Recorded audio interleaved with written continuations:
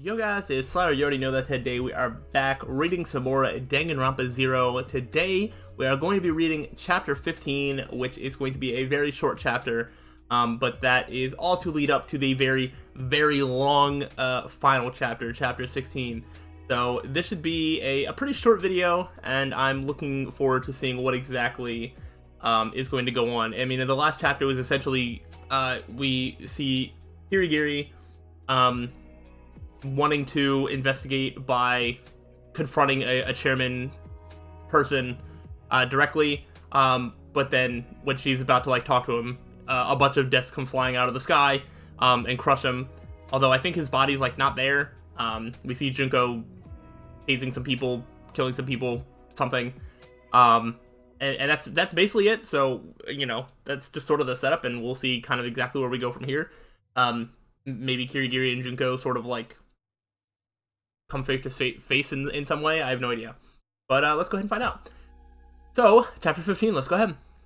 What was that noise? Kyoko Kirigiri instinctively stopped moving. She thought she'd heard a sound like a bell clanging, but when she listened attentively, the corridor was as still and silent as ever. Did I imagine it? Usually she would have stopped and investigated until she could tell for sure, but right now she had something far more important to do.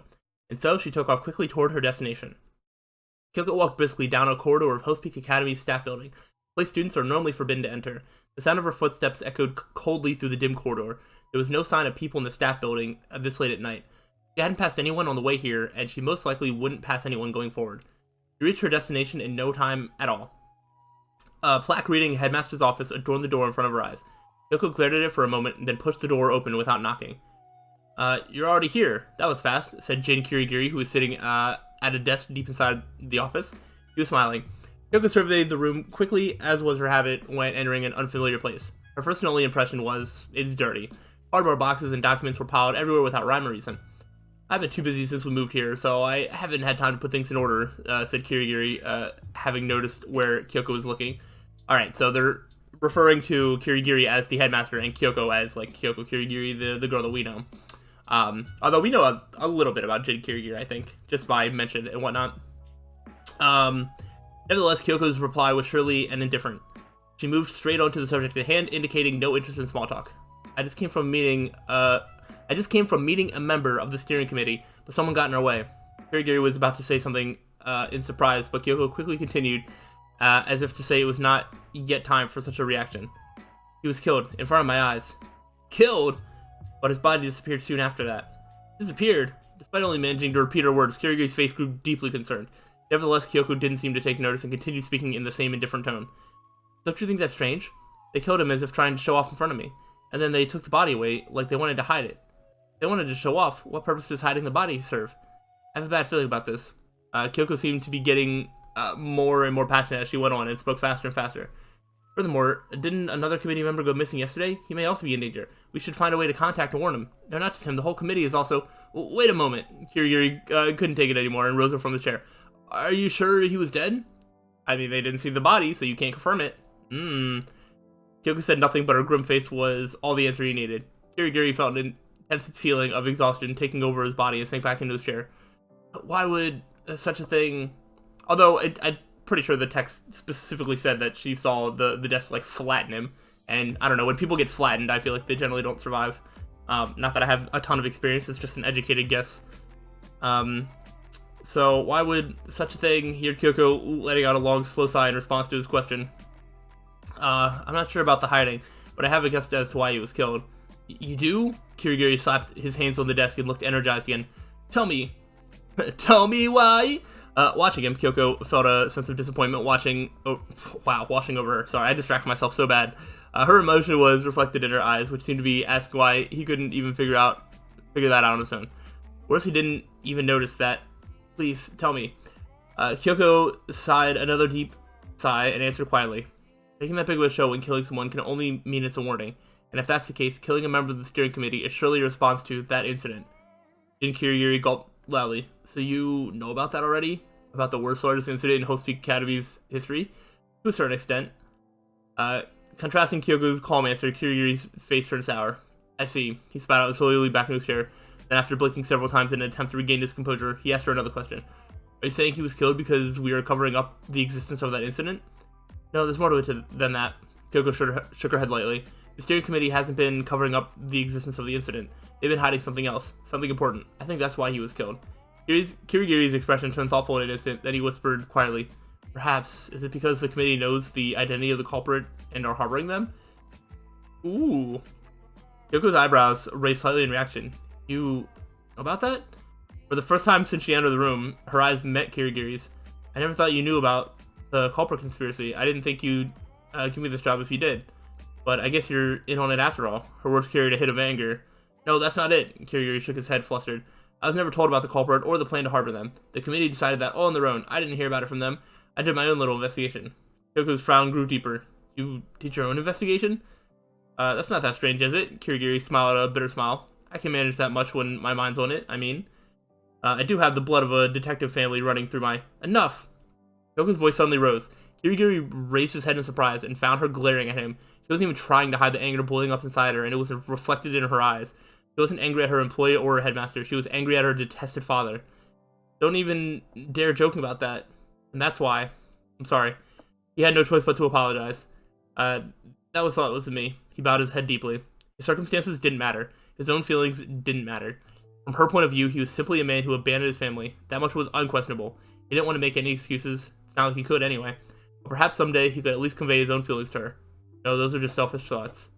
And there we can actually see what Jin Kirigiri looks like. Even though they described it in pretty good detail. But yeah, he's just like a dude. Like visually he doesn't really have anything special to him. He's just like a normal like dude in his 30s, I think he's supposed to be, like late 30s. Yeah. So just pretty average. Forget it. He raises his head at her voice. She was leaning on the bookshelf in the corner of the room, and her expression was back to his calm self. We've gotten off topic. Her voice was cool and composed. I'm sorry, you're right. He let out a deep sigh. But just as he was about to let his attention relax, two words assaulted him, as if in a surprise attack. They were cold, sharp words that seemed to pierce the air. It was Azuru Kamakura, wasn't it? Ooh. Kirigiri reacted instinctively. His eyes, his fingertips, his breath. Kyoko did not miss his reaction. So it was. His entire body was arrested by the look she gave him. He remembered that look. No, he couldn't just remember it. He had the eyes of a detective family.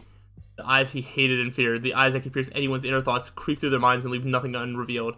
His own daughter giving him this awe-inspiring look. Kirigiri's frown loosened just a little.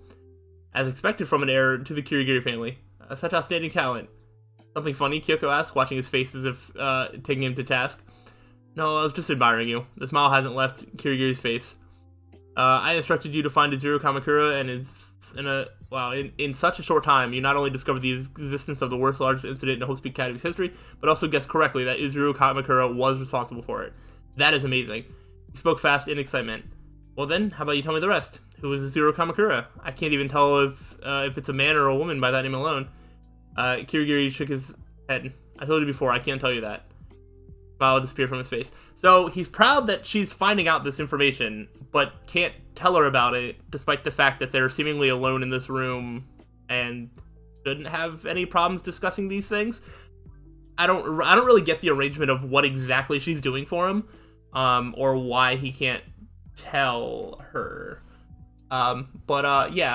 This brings me back to my point of last episode, where I'm just like, it's so interesting that they're trying to like hide these incidents when they're also inviting these like ultimate detectives and people with other ultimate talents that can probably sniff out suspicious stuff like that, as if they're not going to get caught somehow. Like, okay, or it's not going to backfire in some way. I see. Fine then. Kyoko was quickly getting ready to leave, as if to say she'd find out herself regardless. She looked at her feet and continued in her disinterested tone. But I don't understand this at all. Why would you ask me to find Kamakura for you if you know he's the culprit? Aren't you trying to cover up this incident? If so, you should just let the committee shelter Kamakura and do nothing. No, I can't just leave it up to them. Oh, Kyoko's mouth twisted unnaturally, so you don't trust them either. Yeah, probably. No, that's not it. Kirigiri's voice turned gold. Just that I don't think they know what they're doing. I think they're making a big mistake. Mistake? They think that if they can cover up this incident, it's all over, but I don't think that's true. Kyoko listened carefully to Kirigiri's explanation without interjecting. That incident is not yet over. I feel like something is still going on somewhere out there. I hope it's just my imagination, but if it isn't, this may turn into something we can't undo. That's why I must hear what Izuru Kamakura has to say. But the committee isn't revealing where Kamakura is. They don't trust me. Ooh. Something bothered Kyoko. It had less to do with what he was saying, and more with the demeanor as he was telling her about his fear that the incident was far from over. Tone of voice and gestures were certainly grave, but that was not all. She felt just a tiny hint of a different emotion hidden in them. She suddenly remembered her grandfather. Kyoko's grandfather, Jin Kirigiri's father, was still the head of the Kirigiri family, on active duty as a detective. She remembered her first accomplishment as a detective. She was officially acting as an assistant on the case, but was successful beyond anyone's imagination. Her grandfather, being her guardian at the time, had been observing her closely. She remembered him narrowing his eyes without saying a word, with the expression on his face going far beyond simple joy or excitement. She thought her father's expression now resembled her grandfather's expression then, but she didn't dare say a word. It would be an insult to her grandfather, who she revered. Is something wrong? The question made her realize she's been quiet for a while. It's nothing. Kyoko pulled herself together, softly brushing away a strain of hair. Fine, I understand why you asked me to search for Kamakura now. In short, you couldn't do it yourself without drawing the committee's attention. Okay, alright, I guess there is an explanation. Then she pointed her piercing eyes toward Kirigiri again. But are you sure it was a good idea to confide in me? Kirigiri's expression turned worried. What do you mean? I told you from the very beginning, didn't I? The steering committee is being targeted because they're sheltering the incident's culprit, which means, the culprit is someone who is searching for Kamakura. Kirigiri suddenly realized what he was saying, and a stiff smile appeared on his face. In that case, what you're trying to say is that I am a suspect. Oh. Yeah, okay. Okay. Yeah. That's right, although I already know it's not you. Kyoko folded her arms in front of her chest. Right after the body disappeared, I made a phone call to this room. You answered right away, so unfortunately you have an alibi. Unfortunately, that's a bit much, isn't it? Kirigiri's smile turned into a bitter one. Furthermore, don't you think you have other reasons to worry? When I find Izuru Kamakura... When I find Izuru Kamakura, what if I decide to call the police before coming to you? No, I'm not worried about that at all, Kirigiri answered as if mocking the suggestion. Much as the law is important to the police, the most important thing to a detective is the client. As long as you are a super high school level detective, you will not break our deal. Even if you really detest your employer, he thought to himself. Is that why you hired me? You thought it would be bad if I came sniffing about the incident on my own, so you thought you'd keep me quiet by giving me a job? Ooh, her words were tinted with emotion. Kyoko herself felt that she immediately regretted saying them. If that's what my word implied, I apologize. The only reason I hired you is because I needed your talent. I had no ulterior motives. He chose his words carefully. It was clear that he was worried, and that made Kyoko even angrier. She was also mad at herself for letting him get to her. She thought she had put it all behind her. She wasn't supposed to feel anything for her father anymore. She wasn't even supposed to resent him. That's why she accepted the job.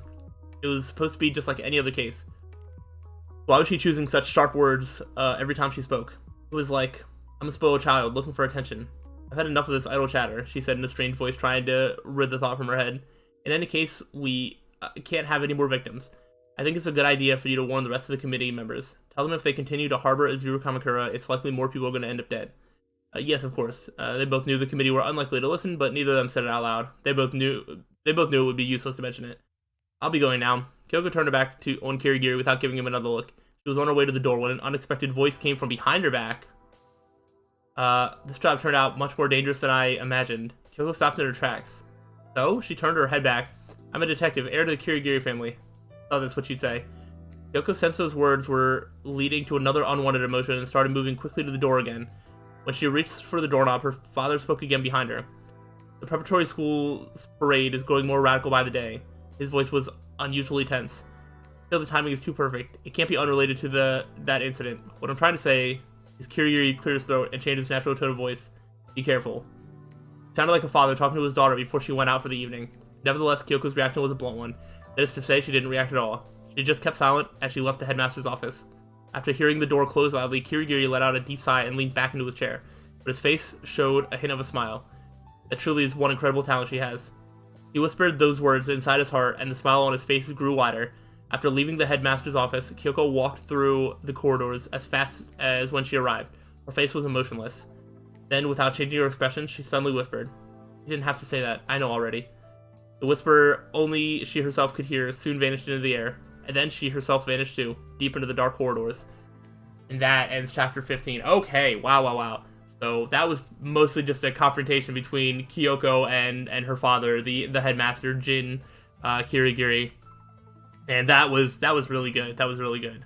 It's very interesting to just kind of see how this is all coming together.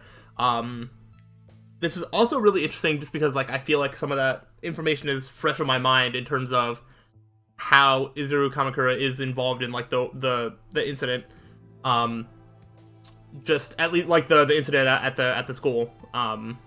So that is interesting, and I feel like every time I read this chapter, it gives me more motivation to want to like finish watching the Danganronpa 3 anime, because I feel like even having more holes filled in might actually make the rest of the story fill in even more gaps potentially. But you know, we'll see. But yeah, this is very interesting, and Kyoko is on the move, trying to get to the bottom of all the stuff that's happening. So next time we will start chapter 16. Like I said, chapter 16 starts on page 116 of 260, so it's not even halfway. So we have a lot of reading to do. So chapter 16 is going to be split into a lot of different videos, but that's perfectly fine, and hopefully y'all are excited for that. If you have been enjoying, let me know. Let me know your thoughts and everything like that. And I will see y'all in the next time. So, till then, peace out.